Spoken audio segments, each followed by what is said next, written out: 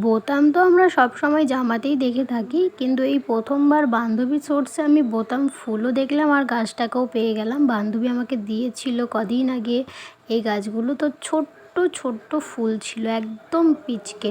তো সেইখান থেকে যে এত বড় বড় ফুল হয়েছে ভাবাই যায় না। গাছটা কি লম্বা হয়েছে দেখেছো? প্রত্যেকটা গাছে ফুল রয়েছে আর কালারটা তো মিষ্টি না, দূর থেকে দেখা যাবে। আর দেখো মাটিটা পুরো ভেজাই থাকে এরকম স্যাঁতসেঁতে, আর পাতাগুলোর কালার এরকম ইয়েলোর মধ্যে রেড শেড টাইপের পাতাগুলো হয়। আর ফুলগুলো দেখো কতটা বড়। আর এই ফুলের নাম বোতাম ফুল। আমি সত্যি আগে কখনো দেখিনি। আমার বান্ধবী যদি না দিত আমাকে এই গাছটা, তো আমি তাও হয়তো জানতে পারতাম না যে এরকমও ফুল হয়। আর কার কার বাড়িতে আছে অবশ্যই আমাকে জানাবে এই ফুল। আর দেখতে পাচ্ছ কতটা বড়। আর ওর মধ্যে দেখো আবার হলুদ হলুদ রঙের কীরকম একটা পাপড়ির কালার রয়েছে, মানে হলুদ একটা শেড রয়েছে পিঙ্কের মাঝে।